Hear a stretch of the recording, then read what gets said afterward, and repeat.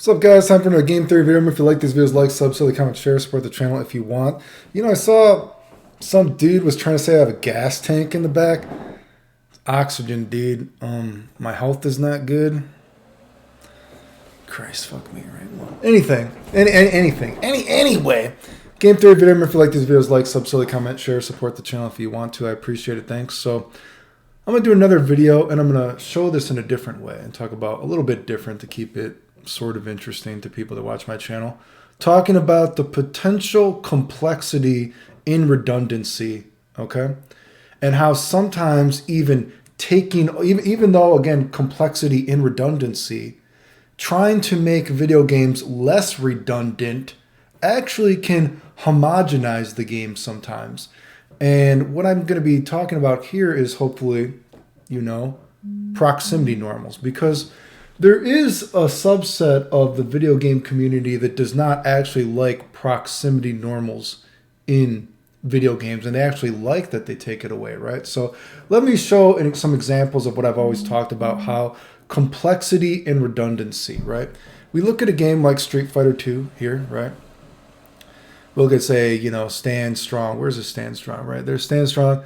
Far Stand Strong looks exactly the same as Far Stand Fierce. We have, you know, Far Stand Short looks exactly the same as Far Stand Forward. You know what I mean? And a lot of this stuff's like, wow, well, how many of these moves can potentially almost fit a similar purpose, right? If you look at all of Ryu's moves that could technically be an anti-air, there's just tons of them, right? But when I talk about the complexity and redundancy, right? You know, you might be like, well, we got Stand Short, we got Stand Roundhouse. Where's Stand Roundhouse? You know what I mean? Why would we ever use something like, you know, Stand Strong or something? But if you actually play the game, you see, wow, Ryu's Stand Strong is actually a lot of times a better anti-air than his Stand Short. You know what I mean? Or Stand Forward, right? There gets these complexities, potential complexity and redundancy, because although a move seems to fit a similar purpose, the differences are just minute enough that it makes the game more complicated, right? Do you know what I mean? Because it's like, oh, this move is a specific anti-air here then, right? I mean, so again, it looks redundant, but just these minuscule differences, there's complexity to it, right?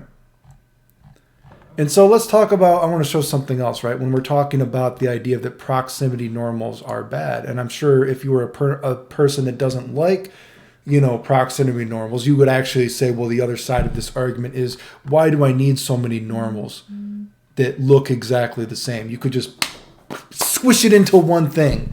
You know what I mean? We don't need these redundant moves, right? So I'm going to show you a different example. Once we got to Super Turbo, there was a more of a clear-cut distinction between Ken and Ryu, that Ken was actually getting different normals now, right? So if we were just to look at the character select screen of Super Turbo, let's think of poking, right? Let's just think of like when we're poking a character, right? If we were to look at Ryu's move list, right? Where's Ryu again? Sorry. If we were to look at Ryu's move list, he doesn't have, when we're thinking about playing him as normals, unless it's a close normal, right? He doesn't have normals that we think that hit the opponent ducking when we're standing, if that makes sense, right? And if we were to look at a game like Super Turbo, yeah, there are characters that have normals that hit the opponent ducking, right? But Shotos were a character that didn't really do that, right? More of these fast kind of characters, you know what I mean? They were more inclined to have the normals that when you were poking a character, they have to block it ducking. So if we go to Ken, we saw one of the changes to Ken was, where is it? His far stand short now was an attack that hit you ducking, right? Just like his stand roundhouse was now an attack that hit you ducking, right? Again, this is the perspective I'm going to be getting at, right? He poked in a little bit different way than Ryu, right? Okay. Now let's look at a game like we go to a game like Alpha. And when they started removing these proximity normals, you know what I mean? It's like, oh, maybe, you know, the person that doesn't like proximity normals, they'll tell you it's redundant, right? They don't like this complexity and redundant argument. The complexity of redundancy. How redundancy can be complex. Well, whatever way you want to word it, right? You know what I mean? So they're like, well, we want to have less normals. let's make these moves, we can have moves that hit you ducking now, right? And I always think about Alpha as such a great example because you're like, well, wait a second. Ryu and these Shotos aren't characters that normally they weren't characters that normally poked like this, right? Ryu's fire stand short. Now Ryu can poke. His stand medium, this can technically poke. It can anti-air. It now serves multiple purposes. Stand strong is such a great example because, of course, Ryu has this overhead medium punch. But you think, if you've ever played games like Alpha 1 and Alpha 2, especially you think about Ken's character, Ken can't even get the overhead when you're forward because he doesn't have a forward medium punch, whatever. But how annoyingly good these attacks are for a Shoto character, if you will, right? It hits you ducking. It's cancelable. It's quick. You know what I mean? It's like a poke for a Shoto character. It can anti-air you. You're harassing the opponent almost with a Shoto character. If you're hoping you get at the perspective I'm getting at, right? You are almost homogenizing these characters in the game from a gameplay perspective, right? Because Shotos used to be more of a fireball, and of course they still are, but again, take what I'm saying with a grain of salt. Hopefully you get the argument that I'm getting at. These Shoto characters were more of a character that excelled at the fireball dragon punch sort of idea of the video game, right? They still have fireballs, dragon punch, whatever, right? But now they're actually characters that poke you in a way that normally these sort of archetypical characters did not, right?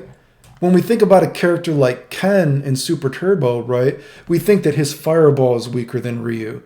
You know what I mean? So I think the mindset is that, okay, because his fireball dragon punch trap is from a certain perspective not as strong as Ryu's, from a certain perspective, again, take what I'm saying with a grain of salt, it makes sense to give Ken a little bit of that poking, meta, whatever sort of subset of character. You know what I mean? Because he doesn't excel quite as strongly as he used to. But now when you are removing moves, you are removing proximity normals, well, fuck. These characters are just going to have more of these poking type attacks, right? And I'm not saying these are the best pokes in the game. Of course, we know stuff like Adon's duck strong, Rose's duck strong, whatever it might be, Chun-Li's duck forward in the game, you know what I mean? But hopefully we'll get what I'm getting at. In a sense, it's almost homogenizing the game. Because characters are all becoming just different shades of other characters. Does that make sense?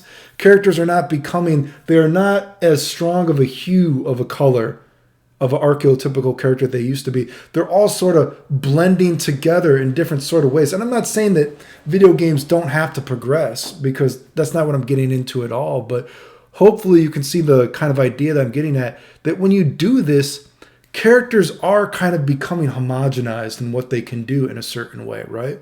They are not as special all the time in certain different aspects. And of course, then we get into problems of games like this.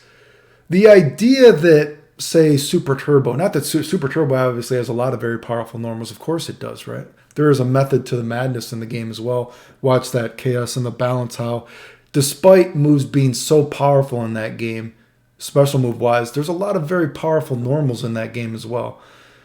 So you might think that, oh, well, we're taking away proximity normals, whatever. Look at a game like Alpha 2, whatever it might be. Despite you taking away moves, there are just moves that now don't even work properly in the game, right? Because you just have moves that automatically they do two things that they shouldn't be doing. You have normals that are so powerful for what they are doing, they fit into many different pieces of the puzzle. And then you have normals that make no sense. They are so bad in the context of the game. You have taken away proximity normals, and you have given some characters have normals and moves in the game that are so bad, despite removing moves, they don't make sense in the grand scheme of the game, right? Like, why is this move so bad? You've literally taken away normals, and now you have normals that function so terribly in the context of the game, they don't make sense. So the idea that taking away proximity normals fixes Street Fighter, there's no precedent to believe it is true, right? Hopefully you get them. Like, a lot of people, they will make arguments, and I'm always like, what is the precedent for your argument that this is automatically better? Because there isn't one, right? And often, so many times when you take away the redundancy, which again, there's potential complexity and redundancy, as I've showed, you open up a whole can of worms, because now you have to kind of homogenize the cast in a way, right? You end up with normals that function in too many different ways. And then you also end up with normals that, despite removing normals, some normals are so bad they don't really make sense even, right? Do you get what I'm getting at? And of course, we could keep, I could go really deep into the topic, because, with how pre-planned games are now, especially, games like Street Fighter V, and as the years have gone on, even before that, right, we started seeing more games very pre-planned. Game moves had to have even more of a specific purpose. When moves have too specific of a purpose, there isn't enough, room to grow for a game to marinate on its own. When you can read the cliff notes of a match before a game, when a game is that pre-planned, you're turning the game into a math problem, right? And I'm not saying that, games don't have to evolve, because again, watch the videos. That's not what I'm saying. Games do have to evolve, right? It's not bad that there is more of an emphasis on frame data in certain aspects of video games, but there's kind of a give and take here, right? And I don't think it's done very well. And I think you can, again, look at the precedent of lots of this stuff and see that the argument that proximity normals not being in games, or sort of being waned out of games, there's not a ton of proof that it has made video games better. There's many arguments that you could give, and many different games you could show that it has not been successful whatsoever. Anyway, I could get really deep into this, but I don't want to ramble too much. Remember, if you like the videos, like, sub, silly, comment, share. Support the channel if you want. I appreciate it. Thanks. The end.